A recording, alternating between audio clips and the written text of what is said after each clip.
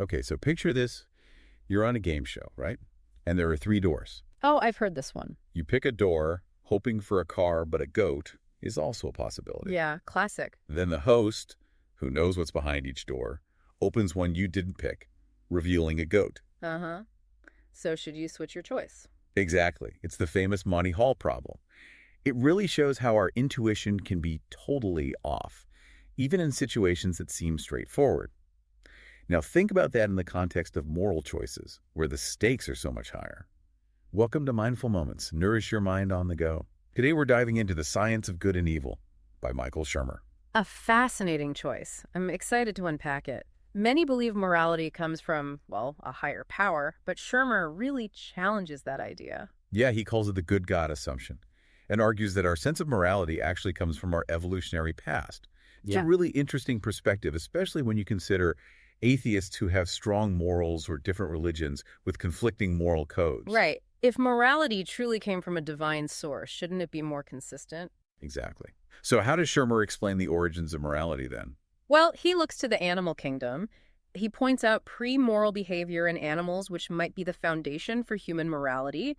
A great example is vampire bats. Oh, I'm intrigued. Tell me more. They have this system, almost like a buddy system, where bats who find food will share their blood with the ones who didn't, expecting the favor to be returned later on. Wow, that's amazing. That sense of fairness and reciprocity in creatures we often think of as simple is just mind-blowing. Right, it really makes you think. And it's not just bats. Schumer talks about chimps, too, and their really intricate social dynamics. Chimps, that sounds fascinating. What do they do? They actually engage in all sorts of political maneuvering within their groups. They form alliances, deceive each other, and even reconcile after fights. It's like watching a miniature version of human society play out. You're right. It does sound like a reflection of our own social and political behavior, just in a more primal form. So we have these fascinating pre-moral behaviors in animals. How does Shermer use that to explain the development of human morality from there? Well, he uses something he calls the biocultural evolutionary pyramid. Imagine a pyramid, right? Okay, I'm picturing it. The base of that pyramid represents these basic moral instincts we see in primates built over millions of years. Okay, makes sense. But then, around 35,000 years ago, human culture starts to evolve more rapidly. Language, art, and complex tools emerge. Our social structures become much more complex. And our moral systems become more refined too, right? Exactly. Culture adds these layers to the pyramid, shaping those basic instincts into the sophisticated ethical systems we see today. It's like this dynamic interplay between our evolutionary heritage and our cultural influences. That's such a powerful image, that pyramid. It really helps visualize that process so clearly. And it challenges the idea that morality is static or, divinely given. It shows how dynamic it is, evolving right alongside humanity. This evolutionary perspective also changes how we see evil. Instead of saying evil acts are caused by some inherent evil nature, Shermer says we should focus on behavior itself. I see. So it's more about understanding the complex factors that contribute to those actions, right? Yeah. Not just labeling individuals as inherently good or evil. Exactly. It's a much more nuanced view. And that nuance extends to Shermer's concept of fuzzy logic applied to ethics. Fuzzy logic applied to ethics. That's a new one. Tell me more. So instead of thinking about right and wrong in this rigid black and white way, he suggests we think in shades of gray.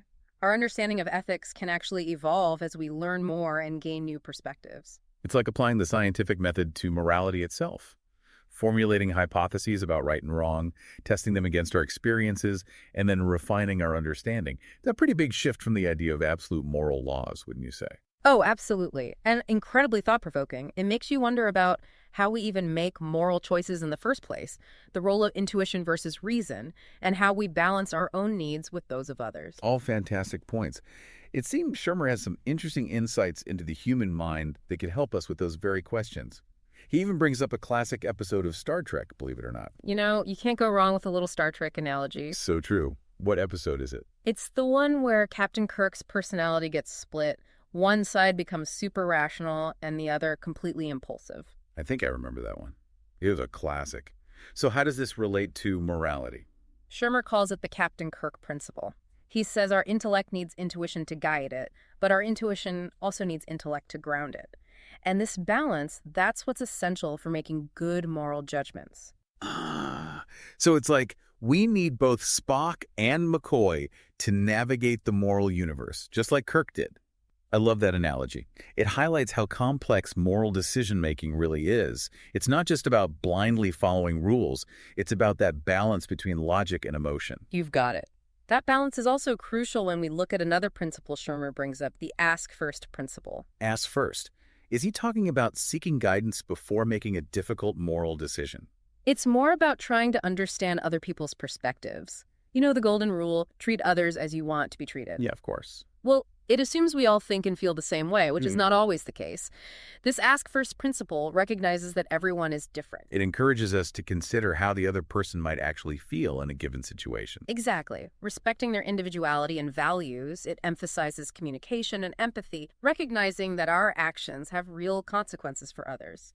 It's definitely a more nuanced and realistic approach to navigating how we interact with each other, especially important in today's world, with so many diverse perspectives and ethical dilemmas. But before we get into those dilemmas, it's worth taking a moment to appreciate how eye-opening Shermer's approach to the science of good and evil really is. It truly is. He asks us to rethink where morality originates, how it changes over time, and how we can apply these insights to make better, more compassionate choices. Couldn't have said it better myself.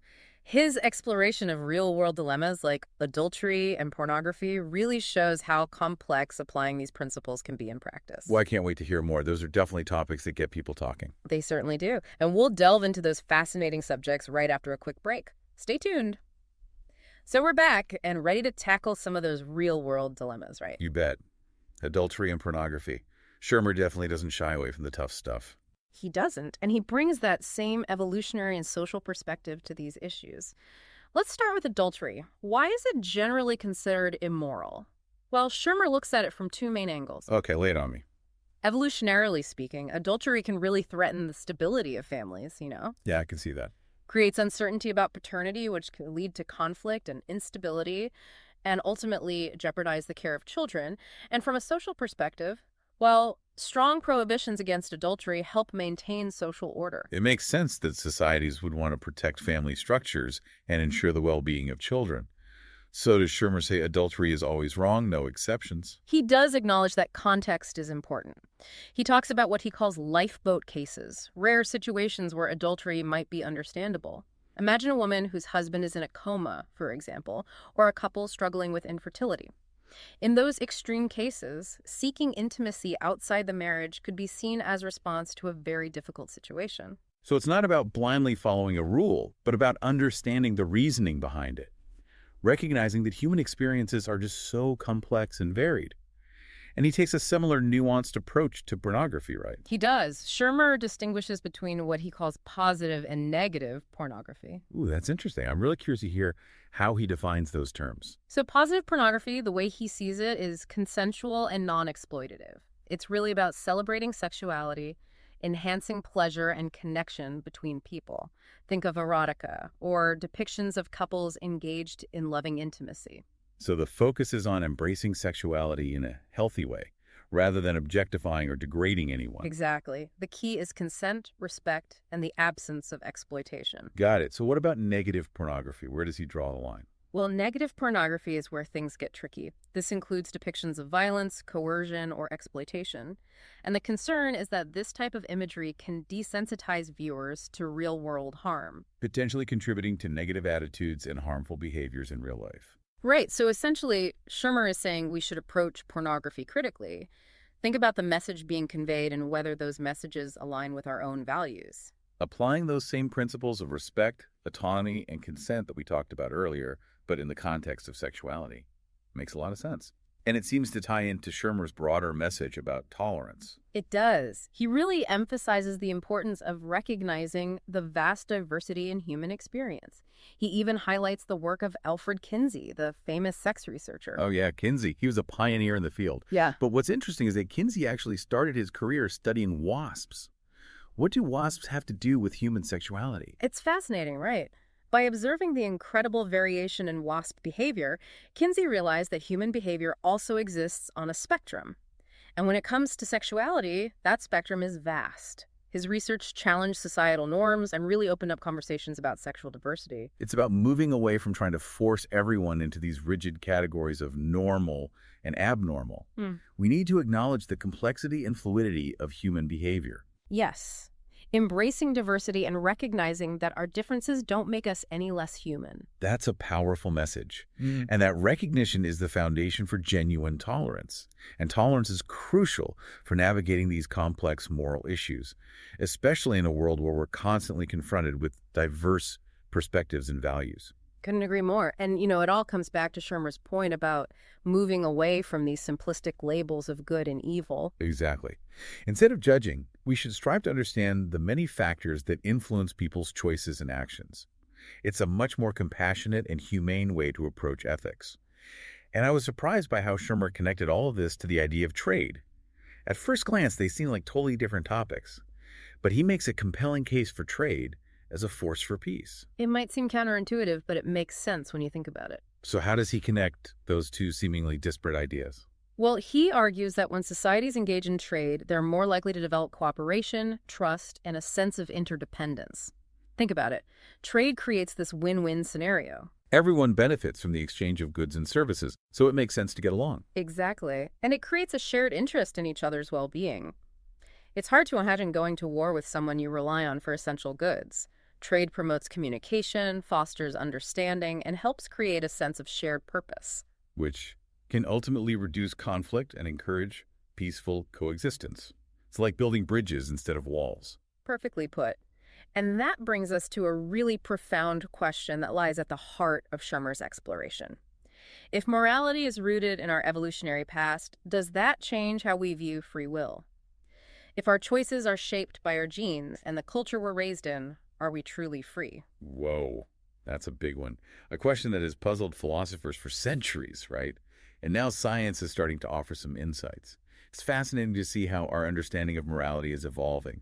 This deep dive has really challenged us to rethink some fundamental assumptions about where morality comes from, how it changes, and how we can apply these insights to make more informed and compassionate choices. It's been an incredible journey exploring these ideas with you.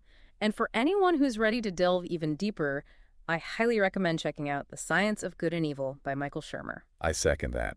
It's a book that will make you think, question, and ultimately grow. We'll have a link to purchase the book in the show notes, so be sure to check that out. And if you're enjoying this kind of thought-provoking content, be sure to subscribe to Mindful Moments for more. We're here to nourish your mind, one deep dive at a time. And don't forget to share this episode with your friends and family. Let's spark some engaging conversations and explore this fascinating world of morality together. Until next time, stay curious.